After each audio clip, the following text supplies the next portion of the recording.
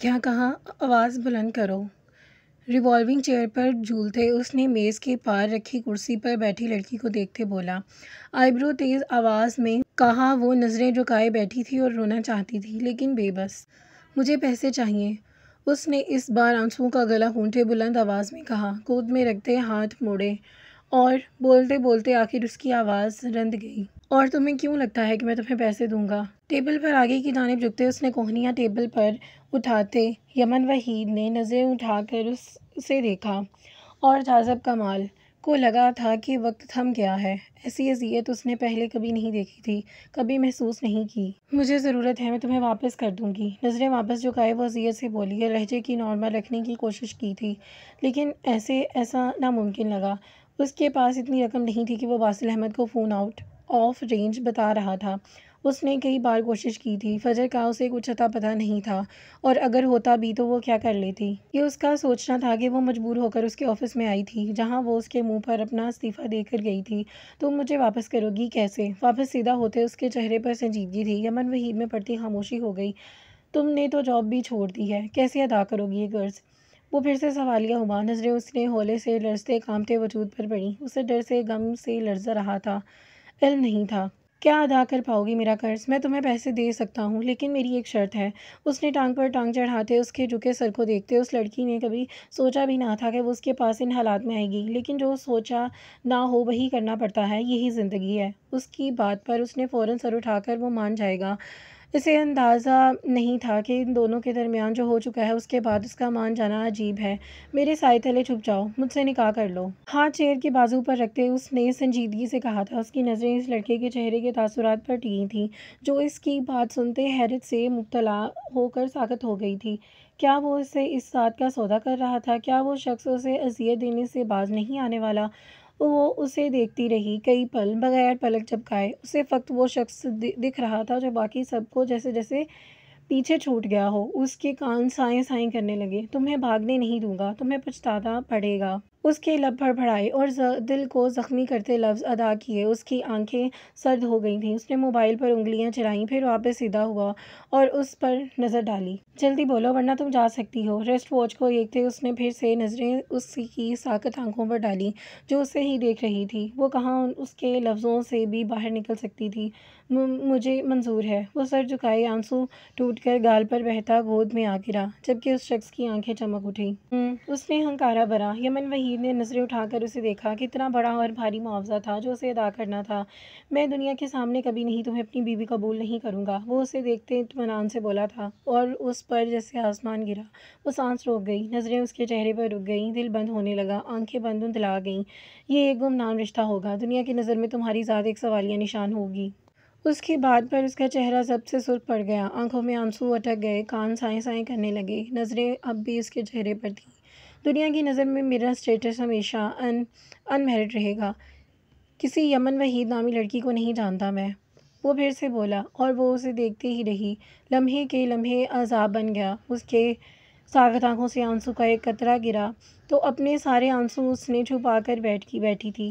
لیکن وہ شخص واقعی کمال تھا ہر معاملے میں۔ وہ اس معاملے میں بھی کمال تھا کہ ٹھہرا تھا کہ وہ اسے اذیت دینے میں کمال کا ٹھہرا۔ میں کسی یمن وحید نامی لڑکی کو نہیں جانتا۔ اس کے الفاظ ابھی بھی اس کے کانوں میں گونج رہے تھے، استہزاء لفظ۔ وہ کیسے یہ جملہ بول سکتا تھا کہ وہ واقعی کسی یمن وحید نامی لڑکی کو نہیں جانتا؟ مضحکہ خیز۔ کمال لوگوں نے مجھے کمال با مہارت سے برباد کیا ہے۔ اس کے کانوں میں 4 سال پرانے جملے کی گونج اٹھی۔ دوسرا آنسو ٹوٹ کر اس کی گال پر گرا۔ ذات کو کھو دینا تکلیف دہ ہوتا ہے۔ وہ 4 سال پہلے بھی وہ صحیح تھی، وہ 4 سال بعد بھی وہ صحیح تھی۔ اس شخص نے کمال با مہارت سے اسے برباد کیا تھا۔ منظور ہے۔ اسے کچھ بھی نہ بولتے دیکھ کر وہ بولا۔ اس کے الفاظ زبان پر آنے سے انکار کرنے لگے، دماغ نفی کرنے لگا لیکن دل ہسپتال میں موجود ایک مریضہ پر اٹکا تھا۔ منظور ہے، وہ بول گئی تھی۔ آہا! اس نے خود کے ہاتھوں سے خود کو بے نشان کر دیا۔ اس نے خودی کی ذات کو کھو دیا۔ انسان بڑی عجیب مخلوق ہے، ہمیں خود سے زیادہ اپنے دل میں بسے لوگوں کی پرواہ ہوتی ہے۔ اگر ہم تکلیف میں ہوں اور کوئی دل میں بسا ہو بھی تو تکلیف میں، تو انسان اپنے سے پہلے دل میں بسے ہوئے اپنوں کی تکلیف کا ازالہ کرنے کی کوشش کرتا ہے، وہ خود کی ذات پر کمپرومائز کرتا ہے، اور یمن وحید نے بھی وہی کیا۔ اس نے اپنی ذات پر پہلے اپنی بہن کو چنا، اس نے اس تکلیف کا ازالہ کیا۔ سارے اسٹاف کو چھٹی دے دو جلدی، 7 منٹ میں پورا اسٹاف آفس سے باہر ہو اور آفس خالی ہو۔ فون رکھتے وہ کرسی سے اٹھ گیا۔ اس نے کوٹ ہمیشہ کی طرح درست کیا۔ اس کی نظریں یمن وحید پر جمی تھیں جو نظریں جھکائے بیٹھی تھی۔ میری بہن کو جلد شروع ہو چکا ہے علاج 20 منٹ پہلے۔ اس کی بات پر کاٹتے اس نے آفس میں رکھے صوفے پر بیٹھتے ٹانگ پر ٹانگ جماتے مطمئن لہجے میں کہا۔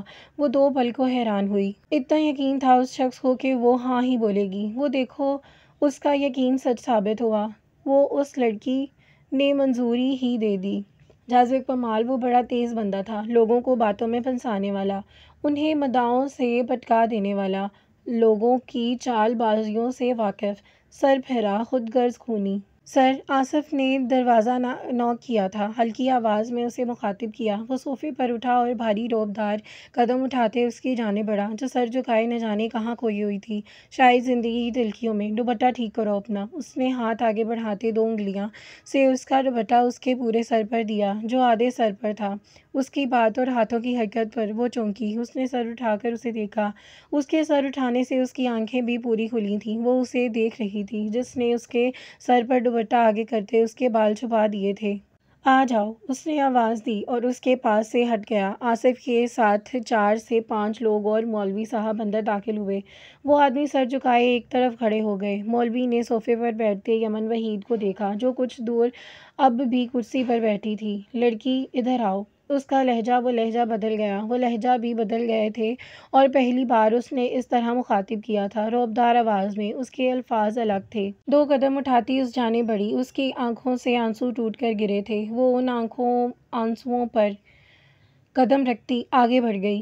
یہ خسارہ خود چنا تھا اس نے، آہا، ایک مضحکہ خیز بے نام خسارہ۔ وہ صوفے پر جا کر اس سے کافی فاصلے پر ٹک گئی، سر جھکا گئی۔ یمن وحید، ولد محمد وحید، کیا آپ کو جاذب کمال، ولد محمد کمال خان، کے ساتھ 6 لاکھ حق مہر، سکہ راج الوقت، یہ نکاح قبول ہے؟ مولوی صاحب نے ایک نظر اسے دیکھتے الفاظ دہرائے۔ اس نے بے ساختہ جاذب کمال کو دیکھا، جو سپاٹ چہرہ لیے سامنے کسی غیر مرئی نقطے پر دیکھ رہا تھا۔ یہ وہ روپے تھے جو اس لڑکی نے اس سے لیے تھے، اور اسے ایسا لگا جیسے وہ اس رقم کے عوض اسے خرید رہا ہے۔ وہ مولوی صاحب کو دیکھنے لگی۔ اس کی آنکھیں خالی ہو گئیں، ویران، ہر جذبات کو سولی پر لٹکا دیا گیا۔ وہ دیکھتی رہی کئی پل۔ قبول ہے، قبول ہے، قبول ہے۔ لفظ لڑکھڑا رہے تھے، خواہشات دب گئی تھیں، زبان پر قفل لگ گیا تھا، اور لب دبائے آنسوؤں کا گلا گھونٹ گئی تھی۔ دعا ہے تمہاری شکل کبھی دیکھیں دوبارہ نہ دیکھنی پڑے۔ اس نے برستی طوفان بارش میں یہ دعا کی تھی، اس کے منہ پر کی تھی۔ اس نے اظہار کیا تھا کہ وہ رد ہو گئی۔ اسے لگا اللہ اس سے ناراض ہو گیا ہے، اس لیے اس کی دعا رد ہوئی۔ تم نکل کیوں نہیں جاتے میری زندگی پر؟ اپنی ماں کی موت پر اس نے چیخ کر اس شخص کو نکل جانے کے لیے کہا تھا۔ اس کی یاد کے پردوں پر الفاظ گونج اٹھے تھے، لیکن وہ واپس لوٹ آیا تھا، اور اب وہ نہیں نکل سکتی تھی۔ تم مر کیوں نہیں جاتے جاذب کمال؟ ایک اور جملہ اس بار۔ وہ حیران تھی کہ ہاں، اس نے اس جملے کا جواب دیا تھا، اسے یاد تھا اچھے سے، آمین۔ اس نے بہت عجیب سا جواب دیا تھا، بالکل خود کی طرح۔ مولوی مقابل شخص سے پوچھ رہا تھا، لیکن وہ کہاں سن رہا تھا اس کی خود کی ذات کو قبول کرنے کو۔ وہ تو بس دماغ میں گونجتی آوازوں میں الجھی تھی۔ وہ اسے نام لکھ دی گئی تھی، اور وہ اسے گمنام کر گیا تھا۔ سب لوگ چلے گئے تھے سوائے آصف کے۔ وہ ویسے ہی بیٹھی تھی۔ کیا وہ کمزور پڑ گئی تھی؟ اگر یہ سوال تھا تو جواب تھا نہیں۔ بھلا کمزور لوگ بھی ایسے حساس فیصلے کرتے ہیں؟ نہیں، کمزور لوگ ایسے حساس فیصلے نہیں کرتے، کبھی نہیں کر سکتے۔ وہ کمزور تھی۔ آصف، تمہاری آج کی یادداشت، تم کھو چکے ہو، اور باقی سب بھی، یہ ذمہ داری تمہیں دیتا ہوں، اور جاؤ ہاسپٹل چھوڑ کر آؤ اپنی میڈم کو۔ اس نے موبائل دیکھتے اٹھتے ہوئے کہا، اور قدم باہر کی جانب بڑھا لیے۔ پھر پلٹ کر دیکھا، آصف جھکی نظروں سے کھڑا تھا اور اسے اٹھنے کو بول رہا تھا۔ یمن وحید زخمی وجود کے ساتھ اٹھی اور وہاں سے چلا گیا۔ وہ کتنا عجیب تھا نا، وہ اسے میڈم بول رہا تھا، اپنے نام کے ساتھ باندھ گیا تھا، جیسے گمنام رکھنے کی شرط رکھی گئی تھی۔ سر جھکائے یمن وحید آگے بڑھی۔ جسم پر لگے زخم بھر جاتے ہیں، وہ اگر نشان چھوڑ بھی دیں تو نشان درد نہیں دیتے، لیکن روح پر لگے زخم وہ نہیں بھرتے، اور اگر بھر بھی جائیں تو اس کے نشان درد دیتے ہیں، اور پہلے سے 2 گنا۔ صوفے پر بازو پر سر رکھے ہوئے اس نے آہستگی سے آنکھیں کھولیں، آدھ کھولی آنکھوں سے سامنے دیکھا، پھر ایک نظر خود کو دیکھا۔ دھیرے دھیرے دماغ بیدار ہو رہا تھا، آنکھیں پوری طرح کھل رہی تھیں۔ اٹھ کر بیٹھی تھی، گردن میں شدید درد محسوس ہو رہا تھا۔ وہ ابھی بھی نقاب میں تھی، شاید اسے کچھ پل دیکھنے کے بعد اس نے نظریں پھیر لی تھیں اور پھر آنکھیں بند کر کے نیند کی وادیوں میں چلی گئی تھی۔ صوفے سے اٹھتے ہی اس نے اپنے پیچھے دیوار پر لگی گھڑی میں وقت دیکھا، نماز کا وقت ہو رہا تھا۔ وہ ایک نظر اس کے کمفرٹ میں چھپے وجود کو دیکھنے لگی اور پھر واش روم کی جانب چل گئی۔ 10 منٹ بعد وہ وضو کیے باہر نکلی تھی۔ اس نے پھر سے ایک نظر بیڈ پر ڈالی تھی، وہ ویسے ہی سویا ہوا تھا۔ الٹا لیٹ کر الماری کی جانب بڑھ گئی۔ الماری کھولتے اس نے اوپر سے نیچے تک نگاہ دوڑائی، لیکن حیرت کی بات یہ تھی کہ اسے وہاں جائے نماز نہیں ملی۔ وہ جھرجھری سی گئی، وہ شخص خدا سے کتنا دور تھا۔ اس نے وہاں سے ایک صاف کپڑا اٹھایا اور اسے نیچے زمین پر بچھایا اور نماز کے لیے نیت باندھی۔ اب اس کا چہرہ حجاب میں تھا، اس کے چہرے پر ایک خاص چمک تھی، نور کی چمک جو اسے خدا کی طرف سے بخشا گیا تھا۔ نماز ادا کرتے اس نے ہاتھ دعا کے لیے اٹھائے تھے۔ وہ بہت کچھ کہنا چاہتی تھی، لیکن وہ کچھ نہیں بول سکی۔ اس نے گہرا سانس بھرا، اس کی آنکھ سے آنسو کا قطرہ ٹوٹ کر گرا۔ شکر الحمدللہ، وہ فقط اتنا ہی بول پائی اور ہاتھ چہرے پر پھیر لیے اور ہلکے سے مسکرائی۔ اس کے چہرے پر سکون تھا۔ شکر کرنے والے ایسے ہی ہوتے ہیں، وہ شکوے نہیں کرتے، وہ ہر حالت میں شکر کرتے ہیں۔ اور پتہ ہے کیوں؟ کیونکہ جو کچھ بھی ان کی زندگی میں ہو رہا ہوتا ہے وہ خدا ہی کرتا ہے، اور خدا کبھی غلط نہیں کرتا۔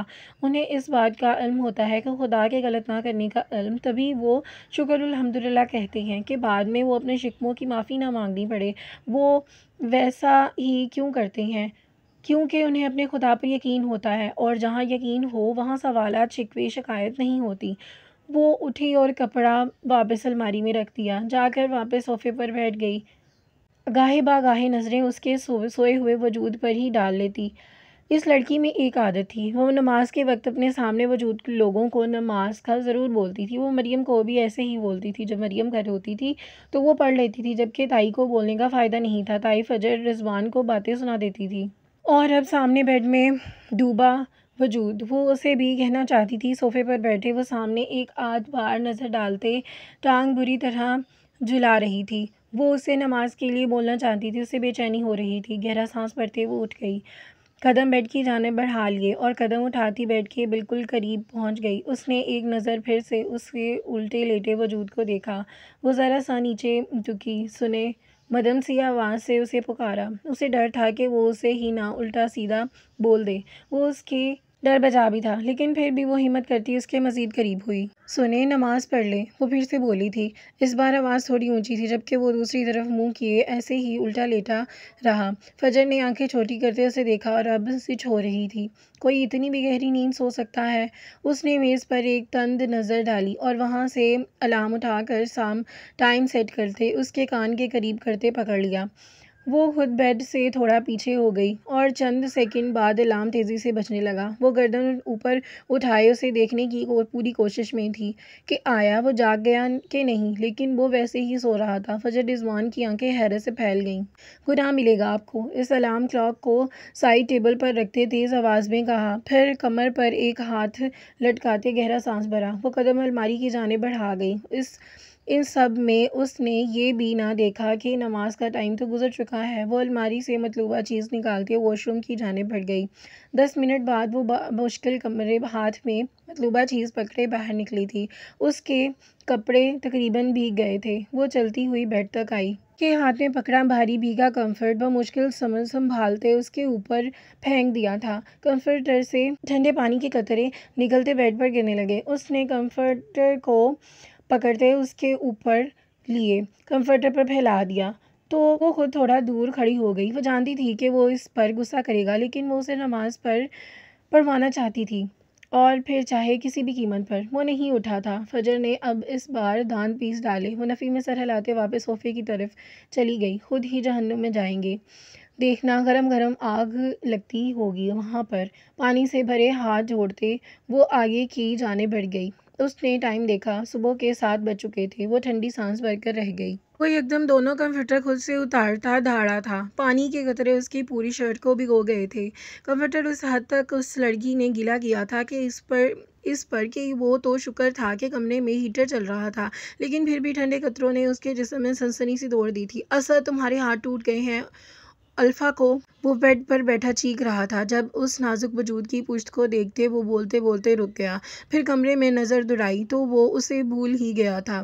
وہ عجیب تھا، وہ اپنی ایک رات کی بیوی کو بھول گیا تھا۔ یہ تم نے کیا ہے؟ خود کو واقعی میری بیوی سمجھنے لگ گئی ہو؟ وہ پھرتی سے چھلانگ لگاتے بیڈ سے نیچے اترا۔ اس کے بال آگے سے تھوڑے گیلے تھے جو ماتھے پر چپک گئے تھے، جبکہ شرٹ بھی بھیگی ہوئی تھی۔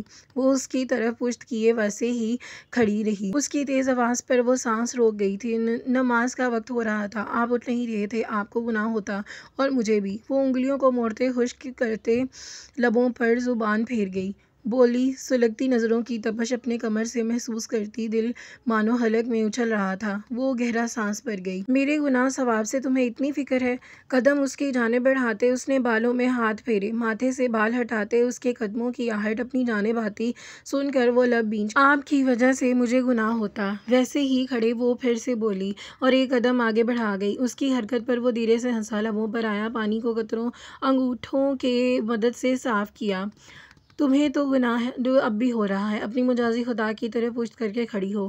وہ وہیں رک گیا۔ جب وہ اسے اپنے مطابق ڈال سکتا تھا تو وہ کیوں خود پیش رفت کرے؟ اس کی شہد رنگ آنکھیں چمک اٹھیں۔ اس نے شرٹ کے 2 بٹن کھولے اور گردن پر ہاتھ پھیرتے گردن سہلائی۔ حجابن، تم نے میری نیند خراب کی ہے، اور آج تک جس نے بھی میری نیند خراب کی ہے کرنے کی جرات کی، میں نے اسے اچھے سے شکریہ ادا کیا، بہت اچھے سے، اچھے والا شکریہ۔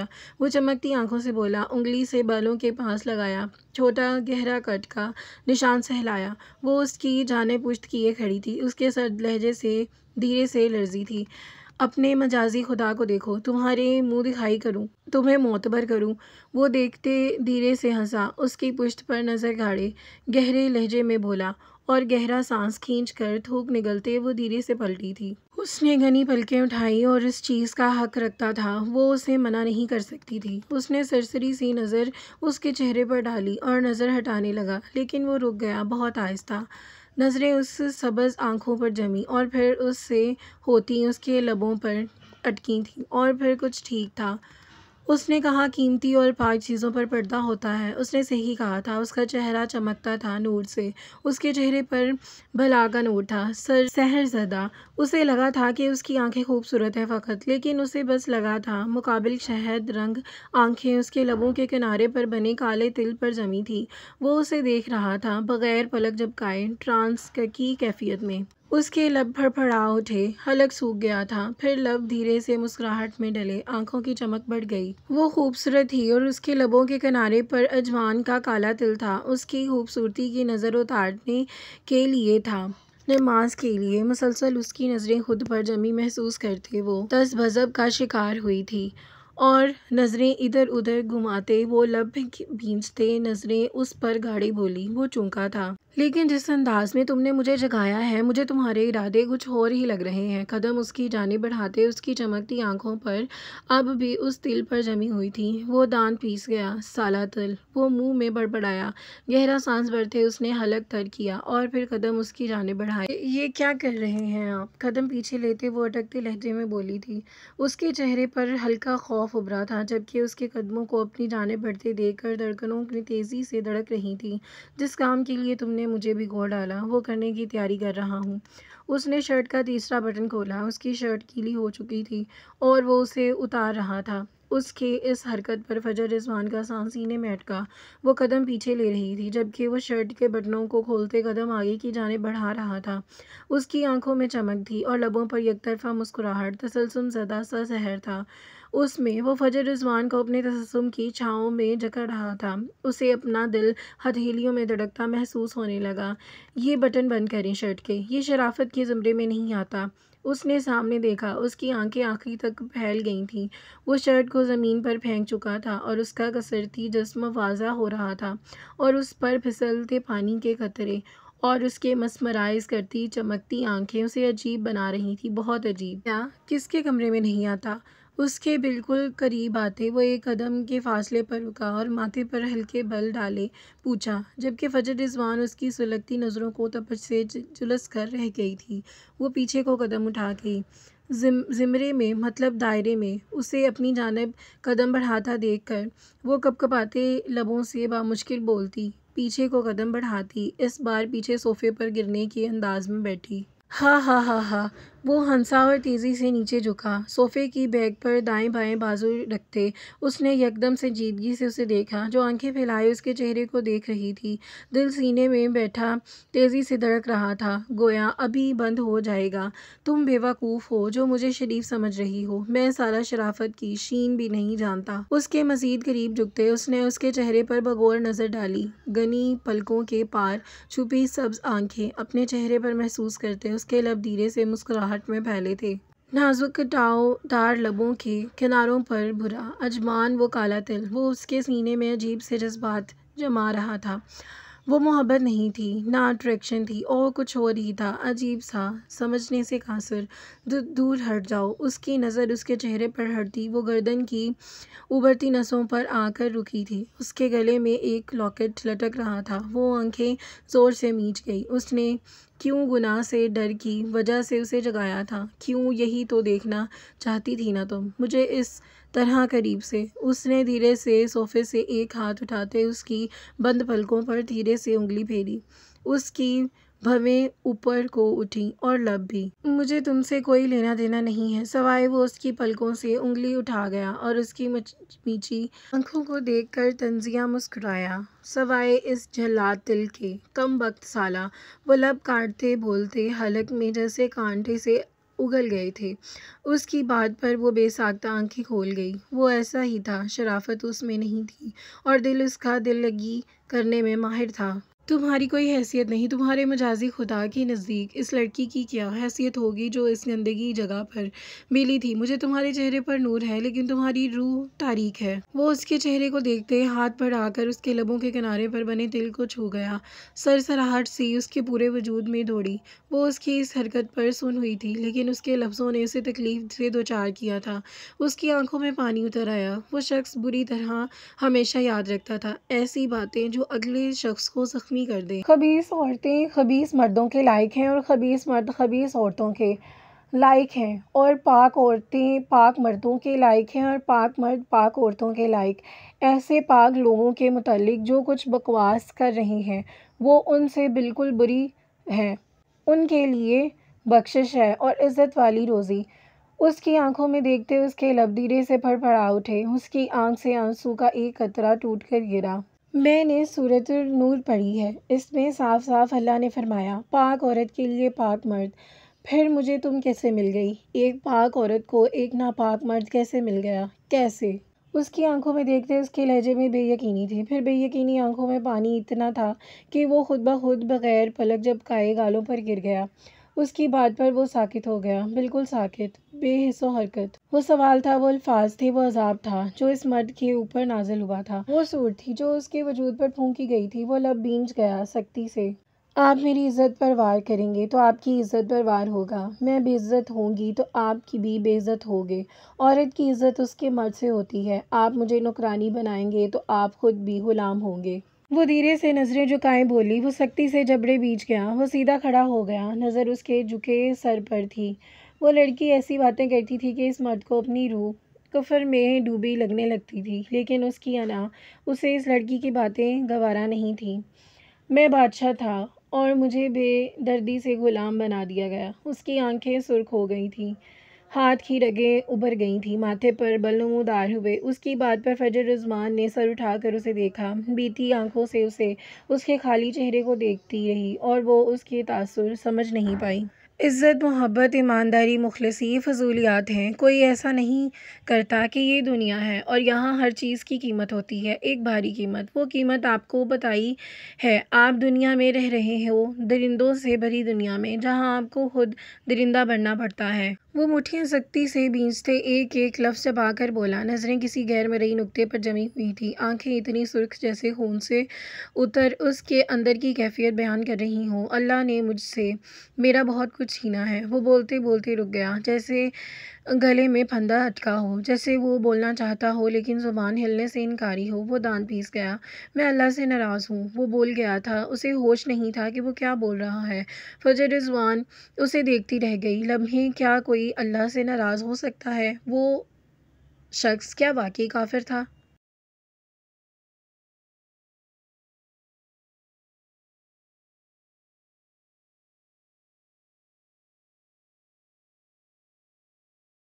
بہرحال تمہاری اس قسم کی کسی حرکت کو افورڈ نہیں کروں گا۔